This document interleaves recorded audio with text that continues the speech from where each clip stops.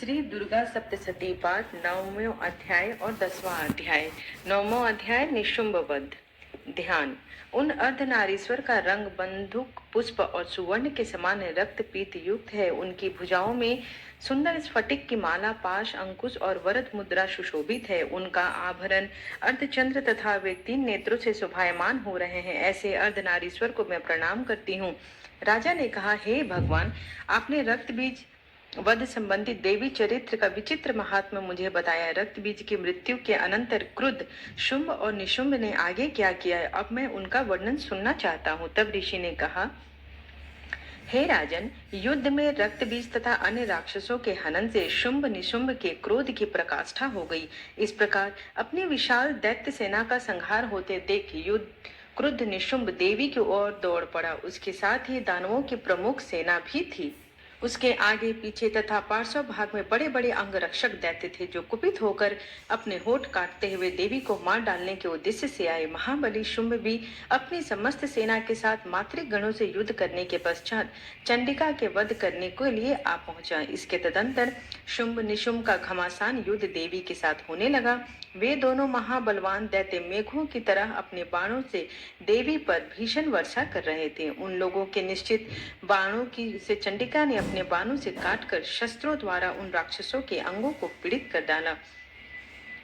तब निशुंभ ने तेज धार वाली तलवार और चमकती हुई ढाल लेकर देवी के वाहन सिंह के मस्तक पर आघात किया।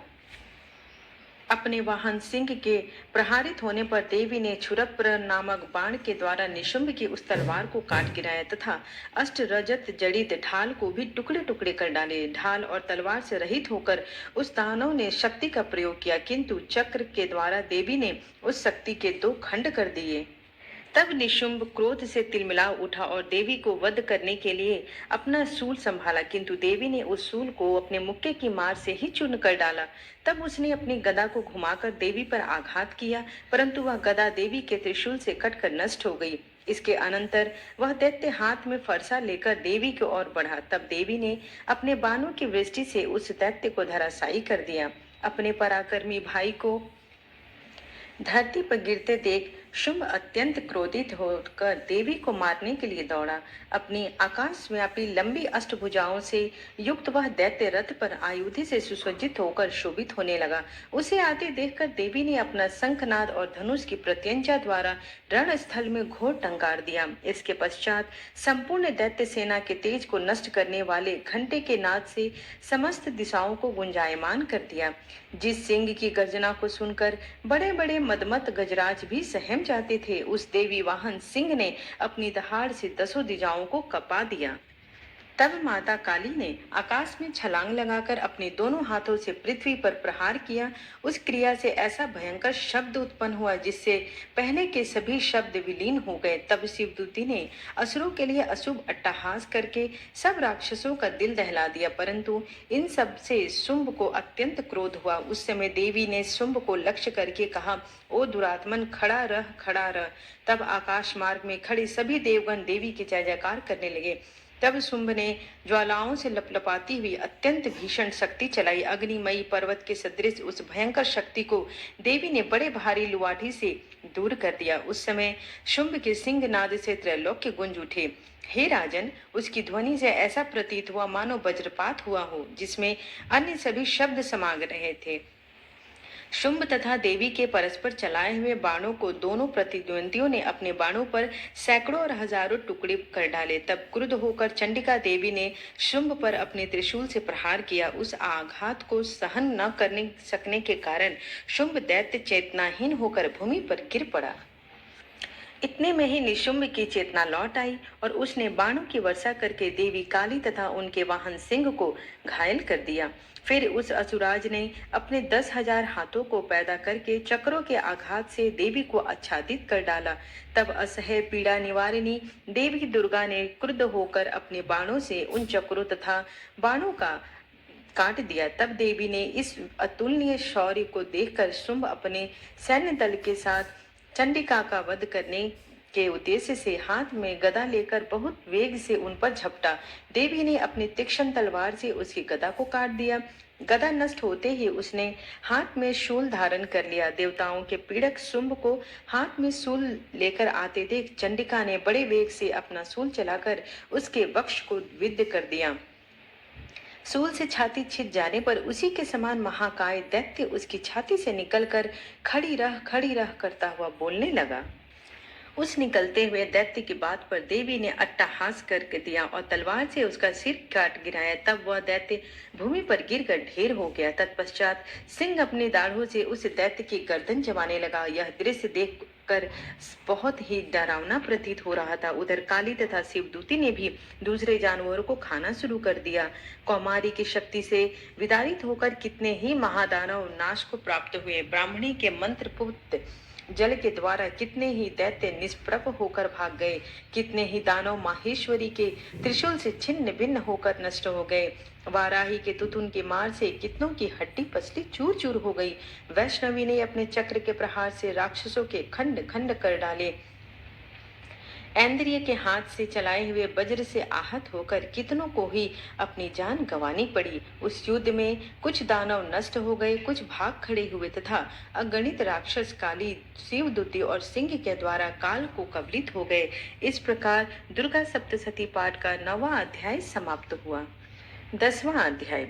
ऋषि ने कहा, हे राजन, अपने प्राण प्रिय भाई निशुंभ को मृत तथा सारी सेना का विनाश देखकर शुंभ ने क्रोध पूर्वक कहा, दुष्टा दुर्गे, तू अपने बल से गर्वित होकर मिथ्या अभिमान कर रही है। तू बड़ी स्वाभिमानी बनती फिरती है, किंतु दूसरी स्त्रियों के बल पर लड़ाई कर रही है। तब देवी ने कहा, ओ दुष्ट, मैं नितांत अकेली ही हूँ। देख, ये सब मेरी ही विभूतियां हैं, अतएव मुझ में ही सन्निहित हो रही हैं। तत्पश्चात ब्रह्मांडी आदि संपूर्ण देवियां अंबिका देवी के शरीर में विलीन हो गई। उस समय वहां पर केवल अंबिका देवी ही विद्यमान रह गई। तब देवी ने कहा, मैं अपनी विभूतियों से अनेक रूपों से प्रकट हुई थी। अब उन सब आकारों को मैंने समेट लिया। अब मैं अकेली ही युद्ध के लिए सन्नद्ध हूँ। तुम भी स्थिर भाव से तत्पर हो जाओ। ऋषि ने कहा, सभी देवताओं और दानवों के समक्ष देवी और शुंभ में घमासान युद्ध प्रारंभ हो गया। उन दोनों प्रतिद्वंदियों का युद्ध तीक्ष्ण शस्त्रों के प्रहार, बाणों की वर्षा के कारण बहुत ही भयंकर प्रतीत होने लगा। उस समय देवी के छोड़े हुए सैकड़ों दिव्यास्त्रों को शुंभ ने अपने अस्त्रों द्वारा काट डाला। इसी प्रकार प्रत्युत्तर में देवी ने भी शुंभ द्वारा निक्षेपास्त्र क्षण भर में ही अपने हुंकार शब्द के उच्चारण मात्र से ही विनष्ट कर दिया। तब उस दानव ने अपने सैकड़ों बाणों को चलाकर देवी को ढक दिया। ऐसा देखकर कुपित देवी ने भी अपने बाण से उसके धनुष काट दिए। धनुष कट जाने पर दैत्यराज ने हाथ में शक्ति उठा ली और किंतु देवी ने अपने चक्र के द्वारा उस शक्ति को खंडित कर दिया।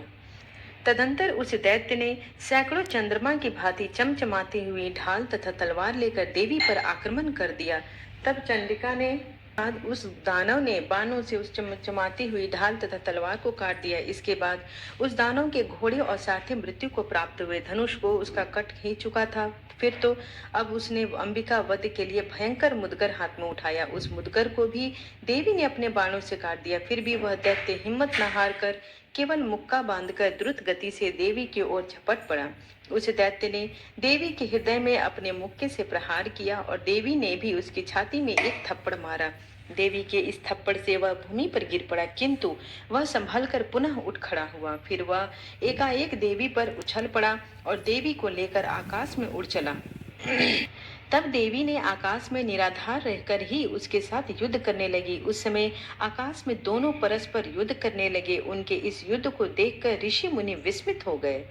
फिर अंबिका ने शुंभ के साथ दीर्घ काल तक युद्ध करने के पश्चात उसे घुमाकर भूमि पर पटक दिया। पृथ्वी पर गिरने के पश्चात वह दैत्य पुनः देवी से युद्ध करने के लिए द्रुत गति से दौड़ पड़ा। तब दैत्यराज शुंभ को आते देखकर देवी ने त्रिशूल से उसकी छाती वेद कर उसे भूतल पर गिरा दिया।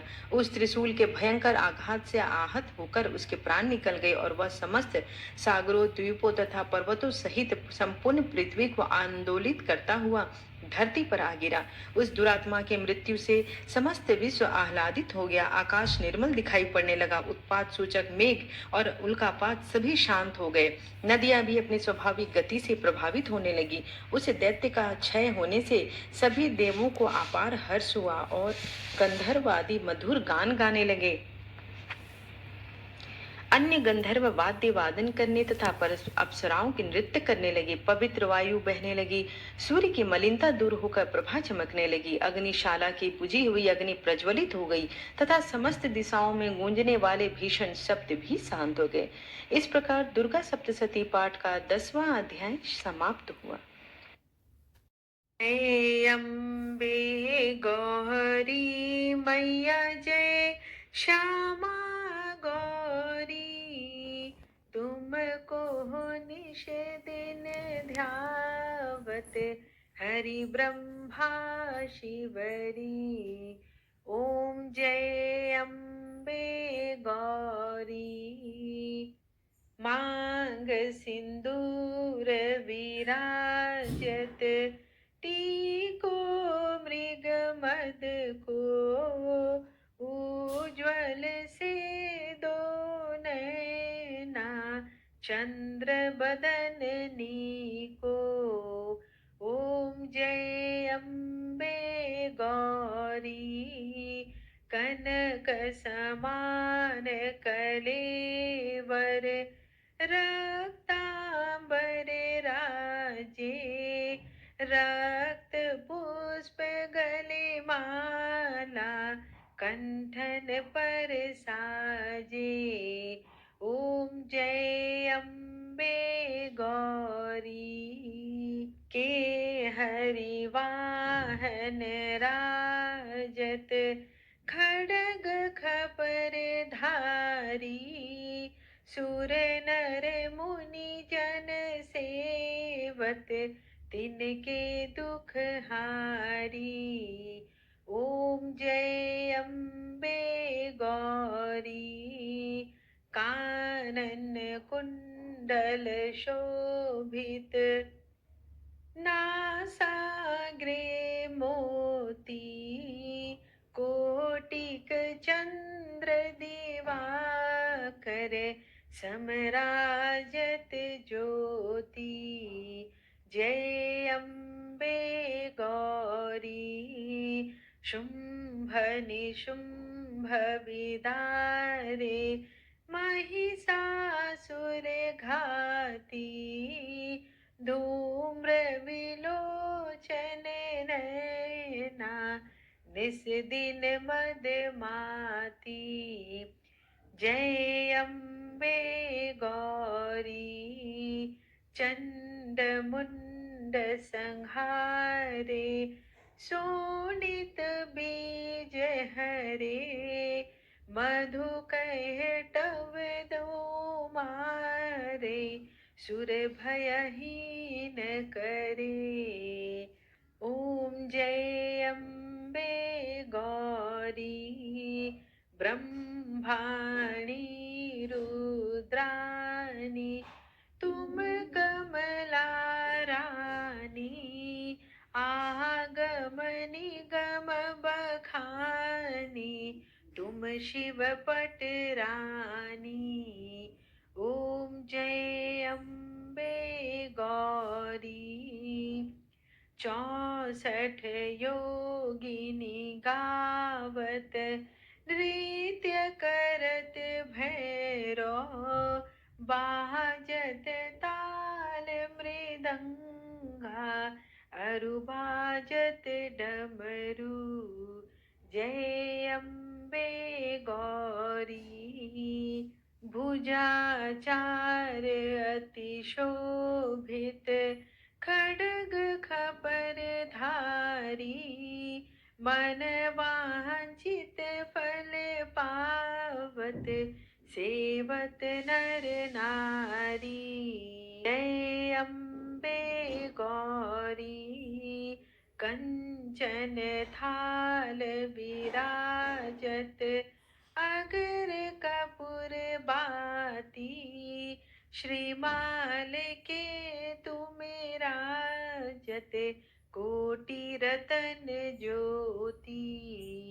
जय अम्बे गौरी, श्री अम्बे जी की आरती। जो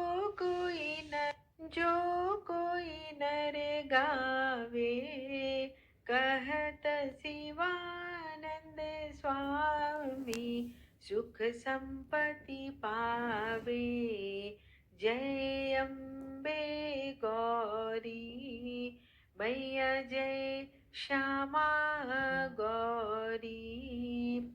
त्वमेव माता च पिता त्वमेव, त्वमेव बन्धु च सखा त्वमेव, त्वमेव वेद्या द्रविणं त्वमेव, त्वमेव सर्वं मम देव देव।